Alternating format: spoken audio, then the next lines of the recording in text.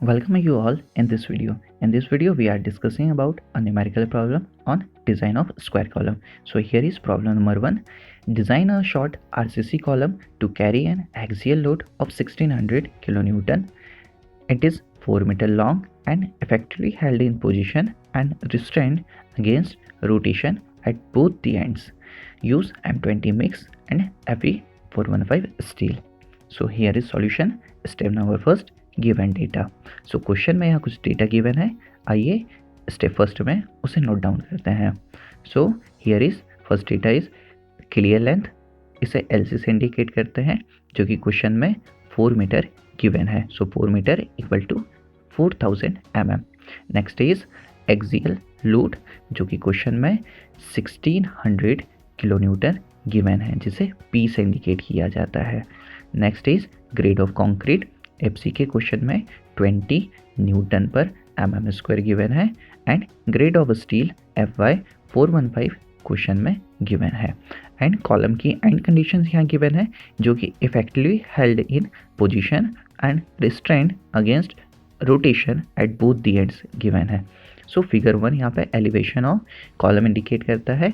ये इसकी clear length है और इस पर एक्सियल लोड 1600 किलो न्यूटन का अप्लाई हो रहा है. सो यहाँ पर स्टेप फर्स्ट हमारा कंप्लीट होता है. Please step second, calculation of effective length.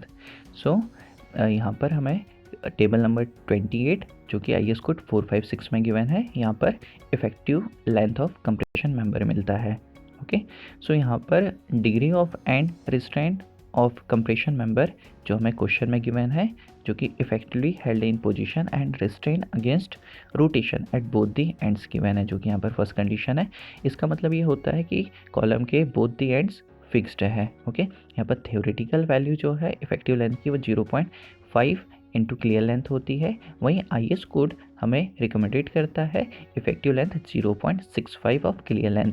So हम 0.65 ऑफ क्लियर लेंथ यहाँ पर लेते हैं.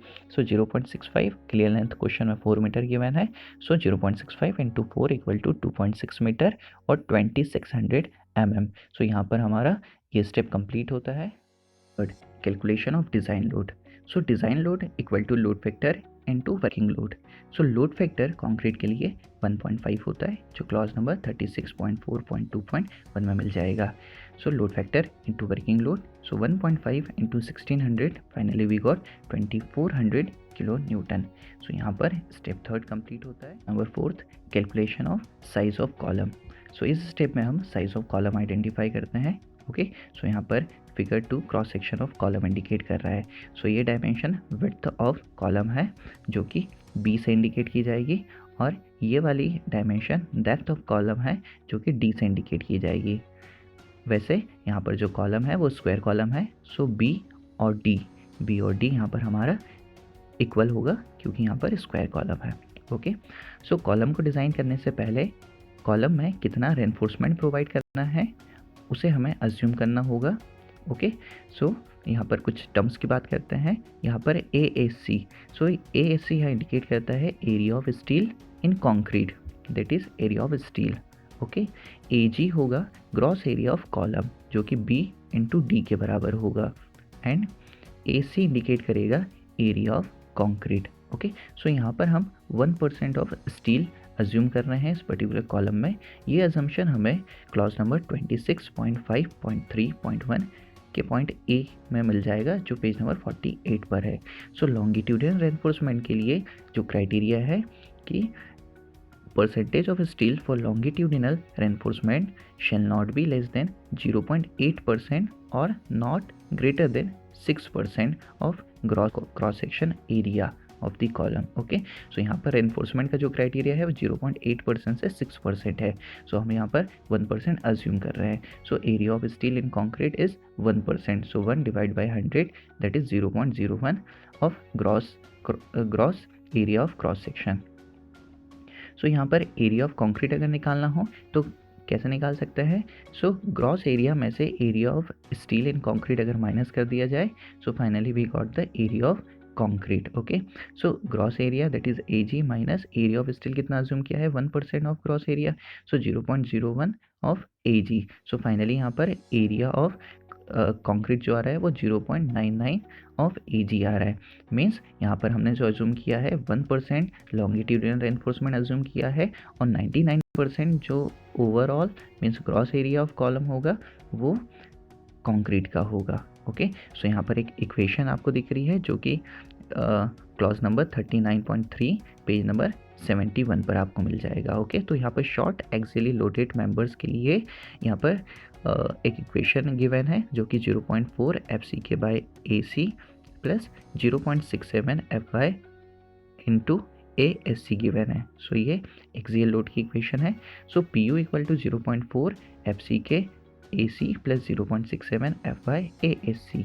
ओके, सो क्वेश्चन में हम डिज़ाइन लोड कैलकुलेट कर चुके हैं जो कि 2400 इंटू 10³ किलो न्यूटन को न्यूटन में कन्वर्ट कर लिया। यहाँ पर 0.4 FC के क्वेश्चन में 20 गिवन है। एरिया ऑफ कंक्रीट यहाँ पर 99% ऑफ ग्रॉस एरिया है प्लस 0.67 इंटू FY415 है और area of steel in concrete यहाँ पे 1% ऑफ ग्रॉस एरिया है। सो फाइनली हमें यहाँ पे ग्रॉस एरिया निकल के आ गया जो कि 224,299 mm² आया है। ओके, सो अब यहाँ पर हमें स्क्वायर कॉलम निकालना है। सो स्क्वायर कॉलम की डायमेंशन हम इस वैल्यू का अंडर रूट करने से निकाल सकते हैं। सो इस वैल्यू का जब स्क्वायर रूट निकाला जाएगा तो फाइनल वैल्यू आएगी 473.60 जिसको राउंड फिगर कर लिया है 500। सो यहाँ पे 500 mm by 500 mm means B equal to 500 D equal to 500 means B equal to D। So 500 by 500 का यहाँ पर हम कॉलम प्रोवाइड कर रहे हैं here B equal to D because column is square in shape. So यहाँ पर size of column complete होता है। Check for slenderness ratio. Okay, so यहाँ पे हम स्लेंडरनेस रेशो निकालते हैं और उसके करस्पॉन्डिंग आइडेंटिफाई करते हैं कि जो कॉलम हम डिज़ाइन कर रहे हैं वो शॉर्ट कॉलम की तरह डिज़ाइन होगा या लॉन्ग कॉलम की तरह डिज़ाइन होगा। सो यहाँ पर L/D का L/D या L/B का रेशो निकालना होता है। सो क्वेश्चन में इफेक्टिव लेंथ हम 2600 निकाल चुके हैं और यहाँ पे जो विड्थ या डेप्थ दोनों इक्वल है जो कि 500 है। सो फाइनली हमें 5.2 मिलता है जो कि 12 से कम है। So hence it is a short column.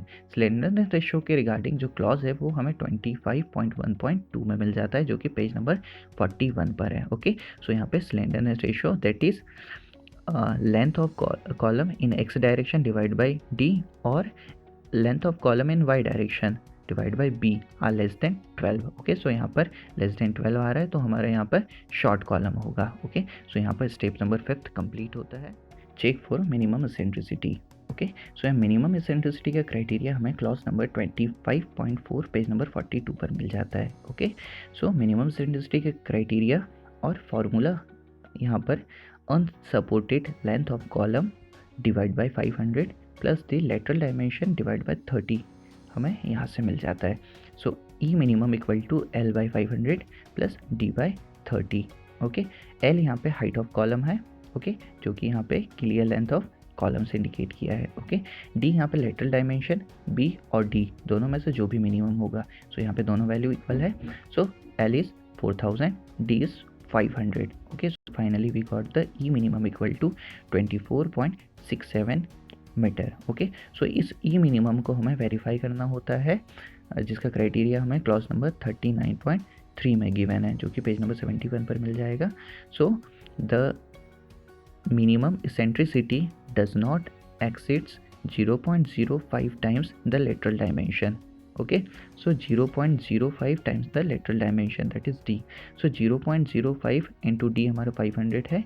So finally ये 25 mm आता है। ओके, सो ई मिनिमम 24.67 था जो कि 25 को एग्जिट नहीं कर रहा है। So hence safer against minimum eccentricity. Okay, the column can be design as axial loaded short column. So यहाँ पर स्टेप नंबर 6 कंप्लीट होता है। Step 7 calculation of steel reinforcement. So यहाँ पर हम दो टाइप के रेनफोर्समेंट फाइंड आउट करने वाले हैं। One is longitudinal reinforcement and second is reinforcement for stirrups. Okay, so यहाँ पर area of steel in concrete निकालते हैं। So area of steel in concrete हम निकाल सकते हैं अगर हम इस gross area of cross section में से एरिया ऑफ कॉन्क्रीट माइनस करते हैं तो हमें एरिया ऑफ स्टील मिल जाएगा। सो AG minus AC। Okay, so gross area हमारा 224,299 ऑलरेडी हम फाइंड आउट कर चुके हैं माइनस एरिया ऑफ कंक्रीट जो है वो 99% ऑफ क्रॉस एरिया हम अज्यूम किए हैं। सो 99% that means 0.99 into 224299. Finally we got the area of steel in concrete is 2243 mm square which is equivalent to 1% of gross area. Okay, so यहाँ पर हम 20 mm diameter बार assume कर रहे हैं, select कर रहे हैं। एक चीज़ यहाँ पे ध्यान रखनी है, the bars shell not be less than 12 mm in diameter, जो क्लॉज नंबर 26.5.3.1 का पॉइंट डी कहता है। सो एरिया ऑफ वन बार यहाँ निकाल लेते हैं, जिसे A5 से इंडिकेट किया जाता है, π/4 d स्क्वायर π/4 20 का square which is 314 mm square. Okay, so यहाँ पे नंबर ऑफ बार्स निकाले जा सकते हैं। So number of bar equal to total area of steel divide by area of one bar. So total area of steel हमारे यहाँ पर 2243 है, divide by area of one bar is 314। So finally यहाँ पर इक्विवेलेंट वैल्यू आती है 8 number of bars की। तो यहाँ पर हम provide 8 mm diameter bar of 20 mm okay यहाँ प्रोवाइड कर रहे हैं। सो एक चीज़ यहाँ पे ध्यान रखनी है, the minimum number of longitudinal bar provided in the column shall be 4 in rectangular column. Okay, so rectangular और स्क्वायर कॉलम में हमें यहाँ पर 4 minimum number of bars provide करनी है। ओके, वहीं अगर सर्कुलर कॉलम की बात करें तो यहाँ पे 6 बार्स प्रोवाइड करने होते हैं। ये क्लॉज नंबर 26.5.3.1 के सी पॉइंट में पेज नंबर 48 पर मिल जाएगा। सो ये वाली स्टेप यहाँ कंप्लीट होती है। करते हैं लेटरल टाइज। ओके, सो लेटरल टाइज के रिगार्डिंग क्लॉज नंबर 26.5.3.2 के सी पॉइंट के पॉइंट 2 में पेज नंबर 49 पे क्राइटेरिया मिल जाएगा। ओके, सो हमें लेटरल टाइज के लिए जो डायमीटर सिलेक्ट करना है, the diameter of polygonal links और lateral ties shall not be less than 1/4 of the diameter of the largest longitudinal bar और and in no case less than नहीं है, ये मोर देन है वैसे। So more than 16 mm।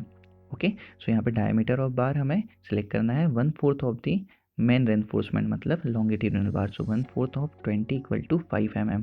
Okay, so अब market में अगर देखेंगे तो 5 mm का तो हमें डायमीटर ऑफ बार का कोई रेनफोर्समेंट मिलने वाला नहीं है। सो मार्केट में मिनिमम डायमीटर ऑफ बार जो अवेलेबल है वो है 8 mm। सो यहाँ पे जो लेटरल टाइस है वो हम 8 mm डायमीटर की प्रोवाइड करने वाले हैं। Okay, so using 8 mm diameter links we calculate the pitch. Okay, so pitch क्या होता है?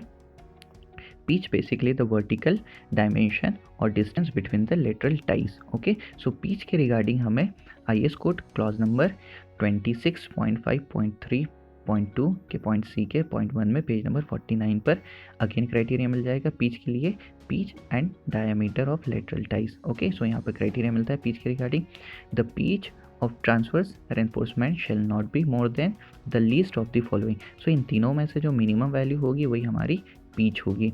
सो पिच फर्स्ट पॉइंट है the least lateral dimension of the compression member. Okay, so first point least lateral dimension. So यहाँ पे B और D में से minimum value, सो यहाँ पे बी और डी हमारा दोनों इक्वल है जो कि 500 है। सो पॉइंट ए हो गया। Second point 16 times the smallest diameter of longitudinal reinforcement bar to be tied. Okay, so next is 16 into 20। Okay, longitudinal reinforcement. So 16 into 20 is 320 mm। Okay, और third is 300 mm। So third 300। Okay, so इन तीनों में से जो minimum value होगी वही हमारा pitch होगा। ओके, सो पिच यहाँ पर हम ले रहे हैं 300 mm। So okay, so provide 8 mm diameter bar of 300 mm centre to centre. Figure shows the reinforcement detailing of column. Okay, so यहाँ पे हमारा स्क्वायर कॉलम है जो 500 बाय 500 डायमेंशन का है।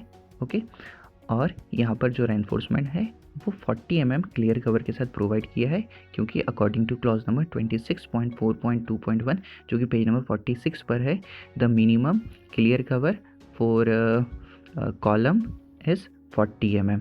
ओके, सो यहाँ पर 8 नंबर ऑफ बार्स 20 mm के लॉन्गिट्यूडिनल बार हम लोग कैलकुलेट किए थे, जिनका अरेंजमेंट इस टाइप से होगा। ओके, और ये जो है ये स्टाइरप्स हैं जो कि 8 mm के हमने 300 mm centre to centre provide किए हैं। सो यहाँ पर ये न्यूमेरिकल कंप्लीट होता है। Thank you.